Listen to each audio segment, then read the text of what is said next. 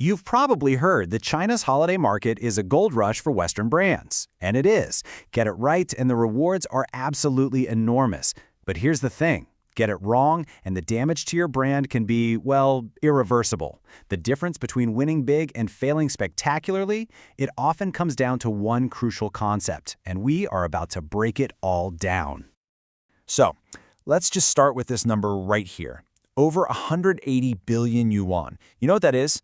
That's the tourism spending from a single Chinese holiday, the May Day break back in 2023. This isn't just a market, it's a full-blown economic phenomenon. I mean, that's a scale that's almost hard to wrap your head around, and it represents a massive potential prize for any brand that can figure out how to tap into it. Okay, so there's this huge prize, right? But it comes with some serious risks.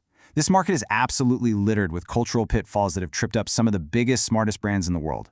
So the real question isn't just about the opportunity, it's about whether you're actually prepared for the challenge. So first things first, we've got to understand the culture.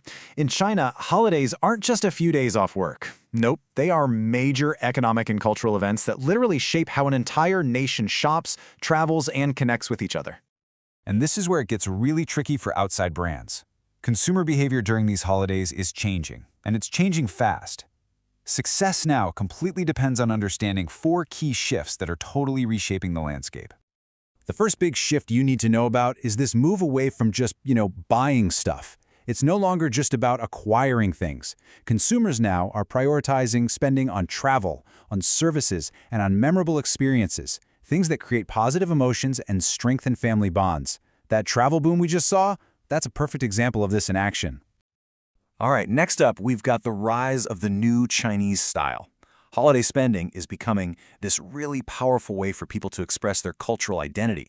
Younger consumers, especially, are drawn to brands that can blend traditional Chinese culture with a modern lifestyle. And that applies to everything from unique travel spots to innovative fashion. Okay, the third shift is actually 2 things happening at once. First, growth is sinking into lower-tier cities, which is unlocking huge new markets. At the same time, younger consumers are adopting what's called a self-pleasure mindset. What does that mean? It means they're prioritizing the emotional value of a purchase over just how much it costs. They buy what they love, not just what's practical. And last but not least, whatever you do, don't count out physical stores. Yeah, in the age of e-commerce, you might think they're fading, but offline retail is transforming. Malls aren't just places to shop anymore. They're becoming these integrated social hubs with ice rinks, theaters, and pop-up markets. They're offering immersive experiences you just can't get on your phone. So how do you navigate all these shifts? Well, it all boils down to one absolutely critical idea: the difference between translation and transcreation. See, translation is just changing the language. Transcreation is about deeply recreating your brand's message so it truly resonates with the local culture. Honestly, this one concept, it's the difference between success and failure. So let's actually see what this looks like when it's done right. We're going to look at 2 brands, Nike and Fresh, that totally got transcreation right, and they basically created a roadmap for everyone else to follow. Take Nike's Year of the Rabbit collection. Now, they could have just slapped a rabbit logo on a shoe, right? Easy. But they didn't do that. No, they went deeper. They integrated the Zodiac's cultural meaning, things like speed and agility, with their core brand spirit of sportsmanship and pushing your limits. They even used traditional art styles and a local athlete ambassador to create this deep, authentic, emotional connection. Now that is transcreation.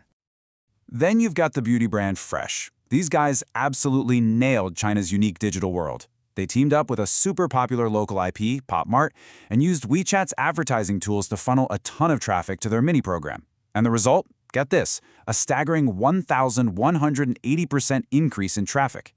They turned all that public buzz into a loyal, private customer base. Just brilliant.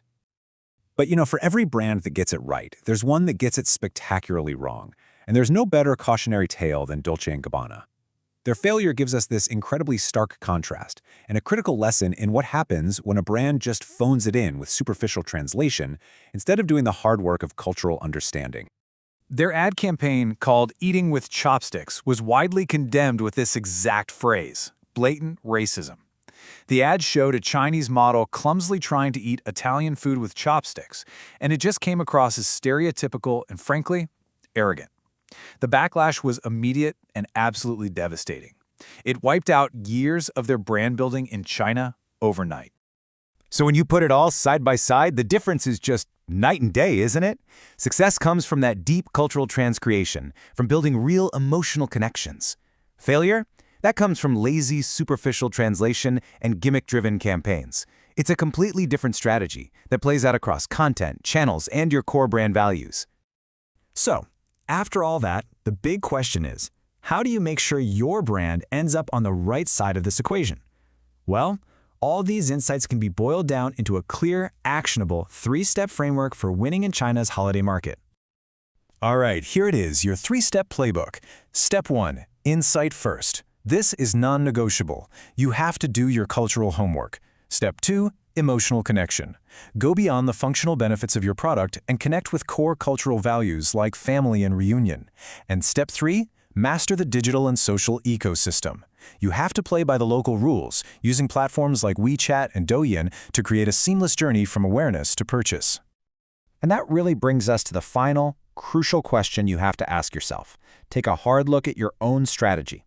Are you simply translating your global message, just swapping out a few words and images?